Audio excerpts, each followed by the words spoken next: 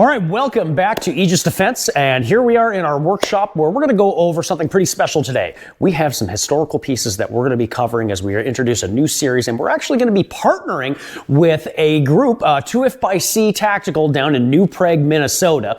And actually, to introduce you today to the owner of that store is Austin. Austin, come on out here, and he is going to cover with us today our first platform that we're going to look at. We're going to be covering the Egyptian rifle, the Hakim, which was in service from about the 1950s to 1960s, if I'm correct. Well, this is the Egyptian Hakim, made by the Mahdi factory, which we know from the AK variant Mahdis, the Egyptian Mahdis. So this is a precursor to that.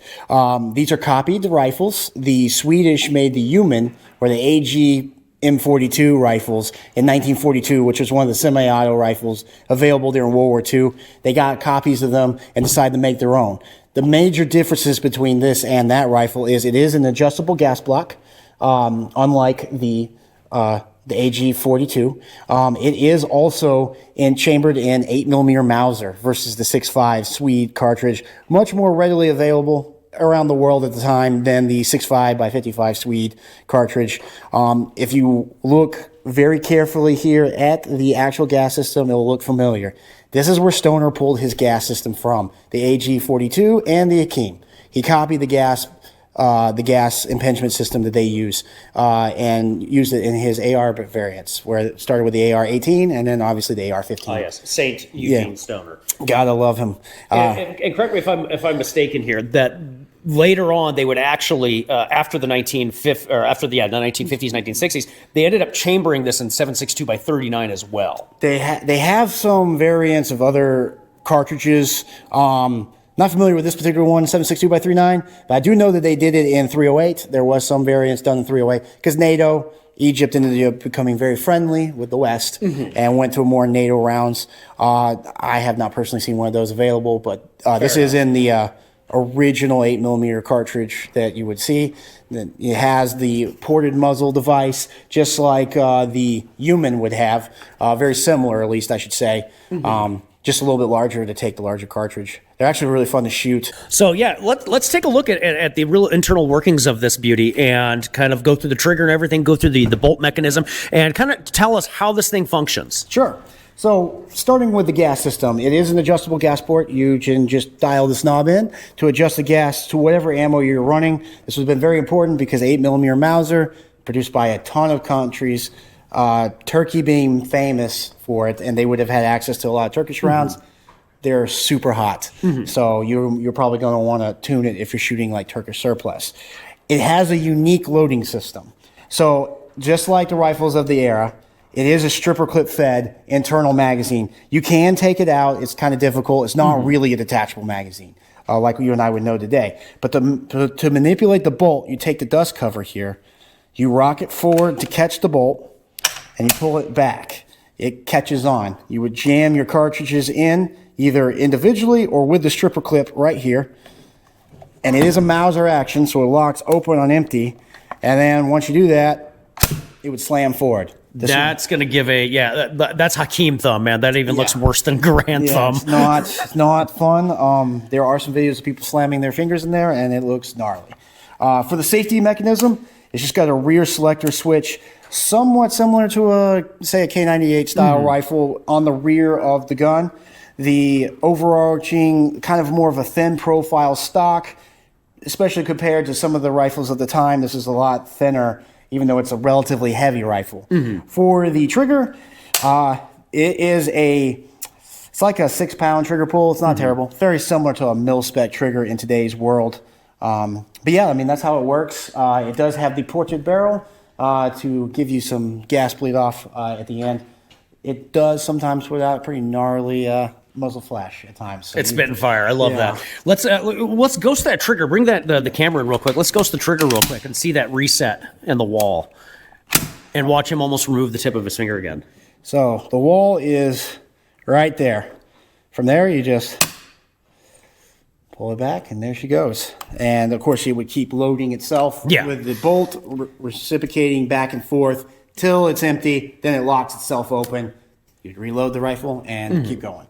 So it does have an automatic lock open on empty function, which is very nice. But that is the Egyptian Hakim. All right, well, let's They're take this very baby. cool. Let's take this baby out to the range and actually sling some lead. Well, just like normal Minnesota is, even though the weather's been turning warm and everything, it's now absolutely miserable out here at about 46 degrees with a wind chill that's I don't like. So, but we're gonna do this anyway. So here we have the 8mm, the Hakim, an 8mm Mauser, and let's actually fire some rounds of this baby out here on the range today. Lisan Al Gaib.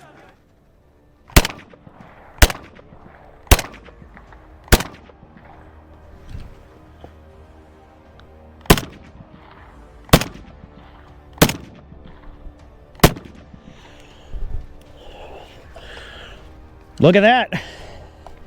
Double feed? Yep. Okay. Yep.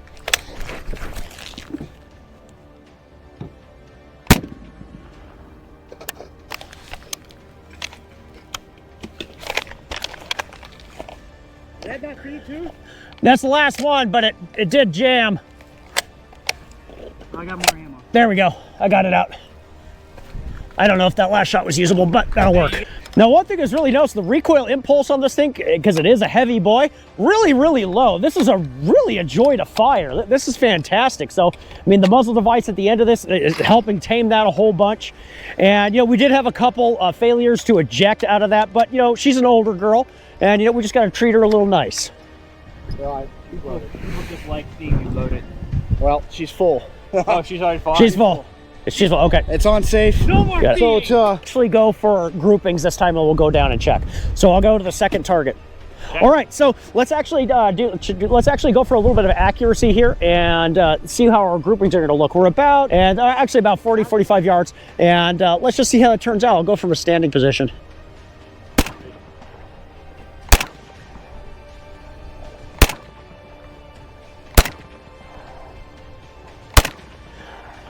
All right, let's go take a look. Hey, you're high. Hi. Okay. Did I overshoot everything? Oh, all in the head. All right, so we got a decent grouping, but we are aiming a little bit high. Got to get used to the iron sights on this thing. It's a little bit different than even, say, an AK platform as you're looking down and getting that sight picture. I'm not a medical professional, but this isn't thoracic cavity. Doctor, do you think he'll walk? Do you think he'll walk again? Yeah, he'll be fine. Shit out of me. It is always All right, let's do it. Yeah, I got this butt shot.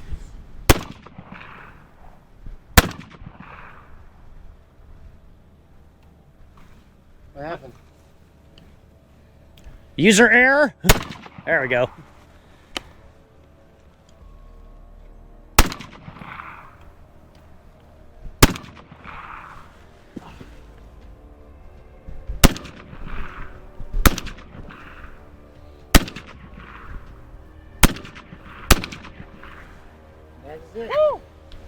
What do you think of that impulse, man? Cool. I know, dude, it fires so smooth. Oh yeah, this is great. You can just feel the power behind it. Oh yeah, totally. Great sound too. Heck yeah, super fun to fire. Yeah. All right, so that wraps up our shooting the Hakim today, and that Egyptian rifle was a pretty dang fun package. What are you guys' thoughts on that, Hunter? What did you think, man? Yeah, I thought it was really cool. You could really feel the power in it.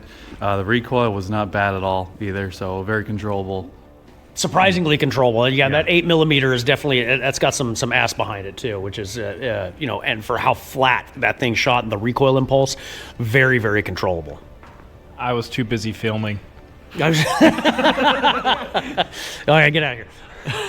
No, get back into it. I didn't get to shoot it either. We were running low on time. It was pretty cold, so we had to manage how cold we were getting. The camera was running out of battery, but I didn't get to shoot it. But it looked, honestly, I think it was one of the most interesting sounding guns that I've been around, because it made like when it shot too. So it was. How did that? What was that? How did that sound? You know. Okay, perfect. That makes sense to me. That was actually pretty accurate because there was also a high-pitched whistle with the round as well. That's pretty cool. Yep. All right, so this has been Mike, James, Jaden, and Hunter with Aegis Defense Solutions. Thanks for sticking around today. God bless and good night. And remember, stay prepared, not scared.